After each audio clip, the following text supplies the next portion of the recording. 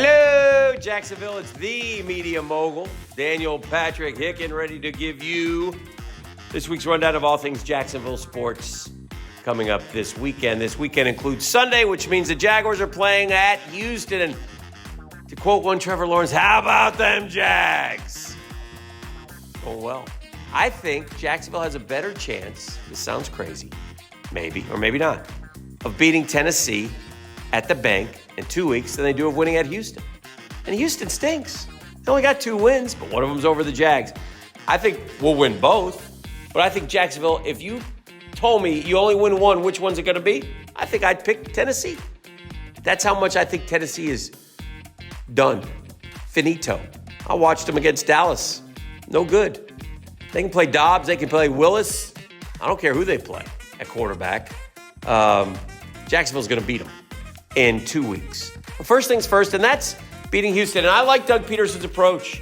I think it's perfect. Some of you have said no. There's 2 things. One, you still got a shot at the wild card. I'm not going to break down all the chances. You can look that up. It's not that hard. But there are 5 feasible things that have to happen, and all 5 could happen. But more importantly, I like being 8-8 and being a game clear of the Titans and going 9-8. I like the 9-8. You know how many times we've won the AFC South? That's it. It's the only amount of times we won the AFC South. This is the 21st year. Yeah. We got to win the AFC South. And by the way, if we beat the Titans, playoff atmosphere. We play a home playoff game, playoff atmosphere. Win that game, then go to like Buffalo or Kansas City. We're now a year ahead in the Trevor Lawrence train. So Trevor now next year is ready for big things. So get on board, man. It's all good news with the Jacksonville Jaguars. It's not good news with Florida. I won't harp on the football. We'll take a break from football. But then I turn to basketball, and they're 7-6. They haven't been 7-6, I don't think, since 1983. There you go. And they should win their next 2. Texas A&M and Georgia at home. You know, better win them. It's going to be a tough year for Todd Golden and the transfer Gators, the portal Gators. So we'll see how that. Castleton's got to play better, man. I mean, he started out like a house of fire. 30 points. He scored 6 against Auburn. Big fella. We got to go.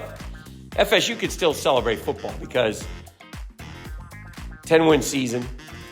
It's so weird how 4 months ago, FSU was down here, Miami was here, Florida was here. And now it's kind of reversed. FSU has gone over them. Florida, Miami, Florida are right here together, side by side. Miami got a better recruiting class by a few, although, we'll see what happens with Cormani McClain. But the Noles are 10-3. I will say this. Next year is such a big year for Mike Norvell. They have to be knocking on the door, win the ACC, preseason top 10. Those are the types of things you want from your program if you're FSU, and that's what they should do in year 4. So we'll see. And they're killing it in the portal. Again, they got to figure it out. High school basketball goes on. Christmas tournaments, winter tournaments all over the place. So check your local listings before you go out. Shout out to Bishop Kenny. Nice win the other night. They're playing some good basketball, but all over the place, good stuff. That's all the time I've got today. I'm done. Have a great weekend. Enjoy the weather. It's warming up again, and we'll see you next time on Jacksonville's Weekend in Sports.